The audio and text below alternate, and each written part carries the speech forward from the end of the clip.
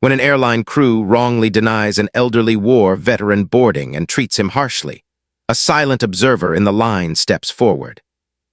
It turns out to be Keanu Reeves, who confronts the staff, clears the veteran's name, and turns the man's humiliation into a moment of honor and respect.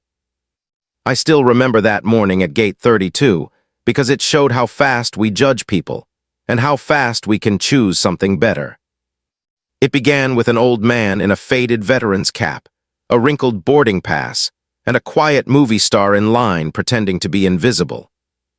Frank Miller moved through the crowded terminal like he was marching through a memory he couldn't quite shake. The airport was loud, children crying, wheels of suitcases rattling, announcements echoing overhead. But in his head he could still hear the slow, steady thump of helicopter blades from 50 years ago. His hands trembled as he clutched his passport and a small canvas backpack. Today wasn't just another flight. Today he was finally flying to New York to see his daughter after 10 years of silence. At the same gate, 3 people were already tired of the day. Emma, the young gate agent with a tight bun and tighter schedule, was watching the boarding time on her screen slip further and further behind. Daniel, her supervisor in a sharp navy suit, checked his watch every other minute, thinking about the performance review his boss had promised him. And a man in a black hoodie and worn jeans, Keanu Reeves, though almost no one had noticed, stood quietly in boarding group 3, listening to music with one earbud in and people watching with the ease of someone used to staying in the background unless absolutely necessary. Emma had been up since 4 a.m. Her coffee had gone cold 2 hours ago.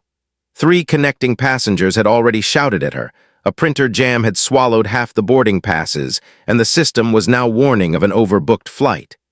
She rubbed her temples as the last passengers lined up, telling herself to just get through this one plane. Just one more flight out, then she could breathe. Frank reached the gate a few minutes later than he meant to. His knees didn't move as fast as they used to, and the TSA agent had double-checked every metal on his worn jacket like he might be hiding something under the ribbons. He had smiled politely, made a soft joke, and then hurried on when they finally waved him through. Now, as he stepped up to the counter, he could see "Final Call" flashing in angry red letters on the screen. "Morning, ma'am," he said, offering his boarding pass with a hopeful smile. "Believe this one's mine." Emma scanned the pass, already half-turned toward the jet bridge, and then frowned. The screen lit up yellow, then red. That's strange," she muttered. "Sir, can you wait just a moment?" Frank's smile wavered. "Is there a problem?" Behind him, the boarding line shifted. People checked their phones, sighed, shuffled their feet. Keanu glanced up from the worn paperback in his hands, seeing the tension in Emma's shoulders as she called, "Daniel, can you come here a sec?" Daniel stepped over, straightening his tie as if that would fix the glitch. "What's going on?" "The system is saying his ticket was canceled," Emma said under her breath. "But the seat still shows as occupied and the flight's full. We don't have any more room." Frank could hear enough to understand the important part. Canceled, full, no room. His chest tightened. "Ma'am, I bought this ticket weeks ago," he said, trying to keep his voice steady. "I called yesterday to confirm." Emma forced a customer service smile that didn't reach her eyes. "Sir, I understand, but the computer is telling me." "Computer's wrong," Frank said almost apologetically, like he was sorry to disagree. "Look, I've got to be in New York tonight. My daughter," he stopped, swallowing hard. "She's waiting for me." A little boy in a superhero t-shirt behind Keanu tugged his mother's sleeve. "Mom, why are they not letting Grandpa on the plane?" he whispered loudly.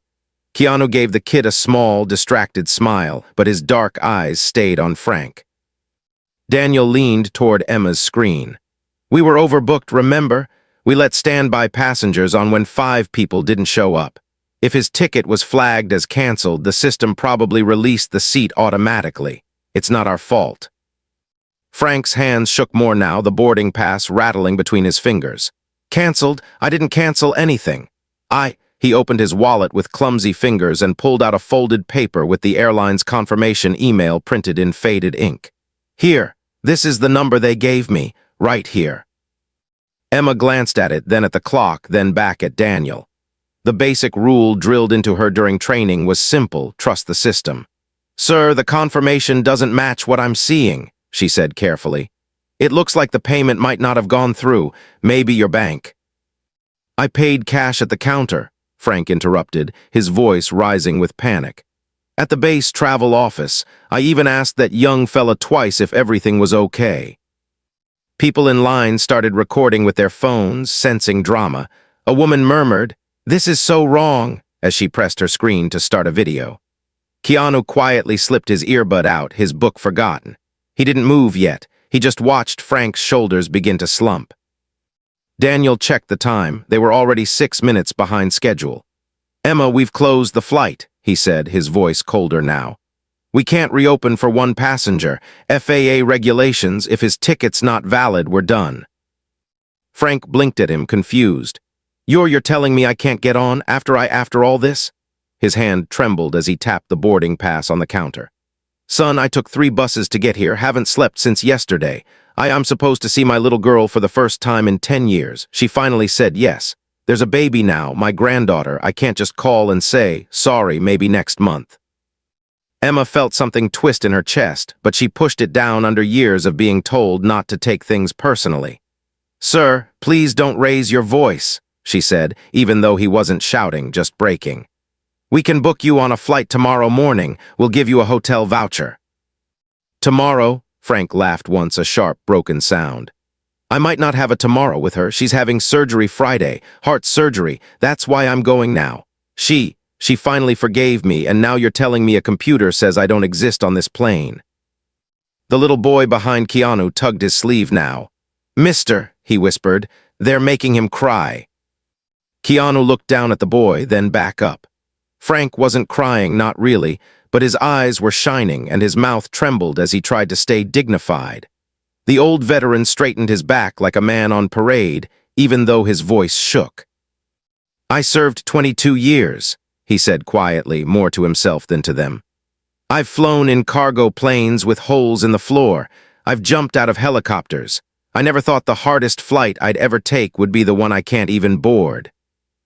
Daniel's patience snapped. "Sir, your service is appreciated, but it doesn't change the system.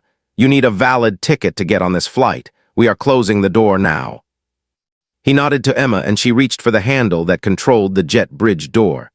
Her fingertips brushed the cold metal. For a second, she saw her own father in Frank's face. Same tired eyes, same stubborn jaw, and her hand froze. "Emma," Daniel pressed, his voice firm. "Door now." In that frozen second, the entire gate seemed to hold its breath. The overhead speakers crackled with some distant announcement. A baby started to cry, and out on the tarmac a plane's engine roared to life. Frank stared at the closing gap between hope and humiliation, his throat tight, his mind already trying to figure out how to call his daughter and tell her he had failed her again. Emma's hand trembled on the handle.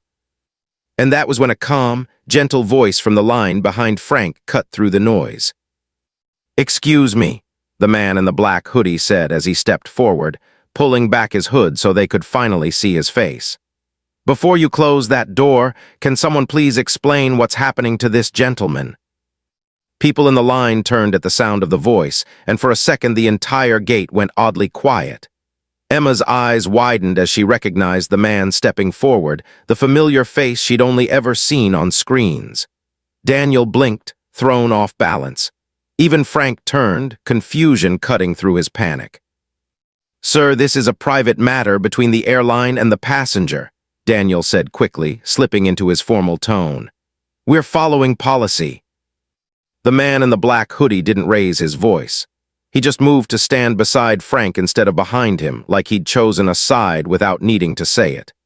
"I understand," he replied calmly. "But from back there it looked like this gentleman had a confirmed ticket and now he's being left behind. Maybe there's something we're missing." Emma felt the atmosphere shift. A couple of passengers in the line started whispering. Someone quietly said his name under their breath, and phones angled a little higher, recording not just an angry scene now, but a recognizable face in the middle of it. Keanu ignored the cameras completely. His attention stayed on Frank, studying his trembling hands, the faded cap, the quiet humiliation in his eyes. "Did you pay for this flight, sir?" he asked gently. Frank cleared his throat. Yes, sir. Saved up 3 months' pension, paid cash at the base office, got the confirmation printed right here. He held up the crumpled paper again like it was a lifeline. Keanu turned back to Emma. Could this be a system error? He asked. Is there any way to double-check? Emma's heart was pounding. She knew very well who he was now, but for some reason that made her more nervous, not less. The problem is the system shows this reservation as canceled, she explained, voice tight. Once that happens, the seat is released. We've already given it to someone else. The flight is oversold. We're past boarding time. But the cancellation isn't his doing, Keanu said. If there's a mistake on your end, there must be a way to fix it, right? Daniel stepped between them, trying to take back control. Sir, with all due respect, we appreciate your concern, but security rules are very clear. Once the manifest is locked, we cannot just add someone at the last second, especially if there's any irregularity in their ticket or identification. Irregularity? Frank repeated, stung. My name's Frank James Miller, same one on that passport, same one on my dog tags. Irregular about that is I'm old, maybe, that's all. For the first time, Keanu's eyes hardened. May I see the screen? He asked Emma quietly. She hesitated, then angled it slightly. He didn't understand the codes, but he saw one thing, a red security flag beside Frank's name. What does that mean? He asked. Emma's throat went dry. It says the reservation was canceled by the system due to a security mismatch, she whispered. Probably a typo on the ID or someone with a similar name on a list. It happens sometimes. But when that flag pops up, they tell us not to override without a supervisor. I am the supervisor, Daniel cut in. And we are not overriding a security flag at final boarding. That's not a customer service issue, that's a federal regulation. If we mess this up, I lose my job. We could get fined. We could get grounded. Emma flinched. She knew he wasn't exaggerating, but she also saw the way Frank's shoulders hunched when he heard the word security, like another weight had fallen on his back. So now I'm some kind of threat, Frank said quietly, because a computer can't tell one old soldier from another. Behind them, a woman in a business suit stepped forward from the line. I'll give up my seat, she said suddenly. I can take a later flight, let him have mine. Almost at the same time, a college kid with a skateboard raised his hand. Yeah, me too. I don't mind sleeping at the airport. I've done worse. A murmur spread through the line, offers, sympathy, frustration. For a flicker of a moment, Emma felt hope spark in her chest. People weren't cruel, they were trying. There was still a way. Daniel shook his head, voice tight. It's not about the seat anymore. Even if we had 10 empty seats, we can't board a passenger with a security flag until it's cleared. That takes time. The plane is leaving. Keanu looked from Daniel to the volunteers in line, then back to Frank. How long does it take to clear something like that? He asked. Could be 10 minutes, could be an hour, Daniel replied. We don't control that. Security does, and security isn't going to rush because a movie star asked nicely. The way he said movie star made Emma wince. Keanu didn't react. He took a slow breath, like a man who'd had practiced staying calm when people poked at him. This isn't about me, he said evenly. It's about him and his daughter and a surgery on Friday. Daniel folded his arms. And this is about me not getting fired for playing hero with airport security. Emma looked between them, her rigid boss, the calm actor, the trembling veteran. Memories flashed through her mind like quick cuts of a movie. Her father, red-eyed and furious, being told he couldn't board a flight to see his dying mother because he'd arrived at the gate 3 minutes after they closed the door. The slam of that door. The way he'd never quite forgiven himself or the world for missing her final moments. She'd been 13. She had promised herself she'd work in an airport one day and do better. She hadn't imagined it would feel like this.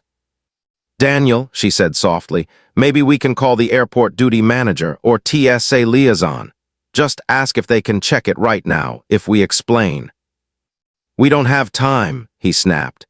Every second we stand here debating, we delay departure more. We're already on the edge of a complaint from half this plane. We follow procedure. That's what keeps us safe. Keanu tilted his head, studying Daniel. Safe, he repeated quietly. Is that what this looks like to you? For a second, Daniel faltered, then his jaw tightened again. I'm doing my job. And I'm trying to do mine, Keanu replied. Which, in case you're wondering, is just being a decent human being while I'm standing here. The tension between them thickened. Phones were up everywhere now, capturing every word. Somewhere in the back of the line, someone whispered, "This is going viral." Frank noticed the cameras then, his cheeks flushed. "Please don't film this," he muttered, voice hoarse. "I don't want to be some video people share for a day and forget." He tried to square his shoulders again, pride battling shame. "If I can't get on, I'll figure something out. I always do." Keanu turned to him. "You shouldn't have to figure this out alone," he said gently. "Not this time." He pulled his phone from his pocket, hesitated for the briefest moment, then dialed a number from memory. A private line, direct to someone at the airline's corporate office who owed him a favor from a charity flight years ago. He'd never used it for himself. "Hey, it's Keanu," he said quietly when they answered, turning away from the cameras so they couldn't see the screen. "I'm at gate 32, flight 718 to New York.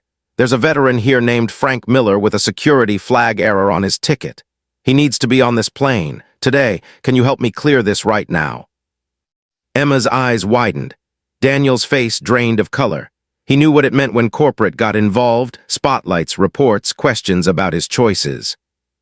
On the other end of the line, the person said something that made Keanu's eyes darken.